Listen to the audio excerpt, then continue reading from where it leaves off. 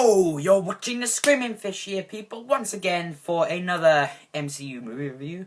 As you know, I am currently reviewing 2 MCU movies twice a month, leading up to the events of to the release of Captain America: Civil War, as you already know. So, without further ado, let's get on with my review of Iron Man 3. So yeah, I try to keep as little spoilers as I could, though there are a few, so just a warning. So yeah, let's get on with my review of Iron Man 3. So, plagued with worry and insomnia since saving New York from destruction, Tony Stark is now more dependent on his suits that give him his iron persona. So much that his every perspective of life is affected, including his relationship with Pepper. After a sinister villain called the Mandarin reduces his world to rubble, his home more like, Tony must use his ingenuity and instincts to avenge his losses and protect the ones he loves.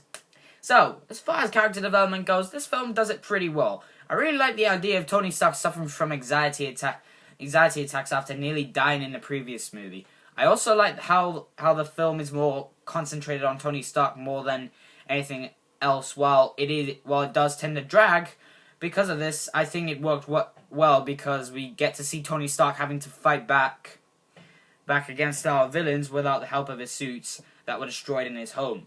As far as other characters go, Pepper Potts is less annoying, I guess. Thank God. I think the villains in this movie are some of the better villains in the Marvel MCU universe, despite their flaws. And as far as action sequences go, they are pretty good. They are pretty good. I wouldn't say they're anything as good as we've seen before, but I thought they were alright, basically. I must admit, the best action sequence in the film is when Tony Stark literally calls out every single one of his Iron Man suits to fight the extremist in an all-out war between Iron Man, and extremists, basically. Just seeing every single one of Tony Stark's suits in one action sequences is a visually stunning, wildly entertaining action sequences. And I also got to say that this movie, like most Marvel films, has a great sense of humor, and on nearly every single joke I was laughing my head off. But I must admit, though, there were a few things I didn't like about the film. For instance, the Mandarin, who is one of the greatest comic book villains ever made, is literally a joke character. And the trailer may seem like he's the main villain, but really he's a joke character.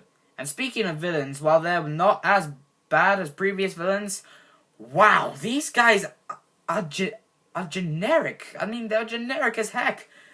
And our main guy, Aldrich Killian, I think that's his name, only wants to kill Tony Stark because he didn't meet him on the roof of a building so they could have a chat about something that is never really made relevant in the story. Brilliant. And while I do like the aspect of Tony Stark having to fight back without the use of his suits, it does tend to drag a bit, and the characters like War Machine aren't given much to do in the film besides being in it, probably because of his lack of screen time. However, for its flaws, I did think that this was a good movie, and with that, I leave it with a 7 out of 10. Yeah, sure, I didn't love it, but I thought it was a good movie in its own right. So, people, those are my thoughts on Iron Man 3. I do hope you enjoyed it. And, yeah, speaking of which, I am thinking of doing another Q&A.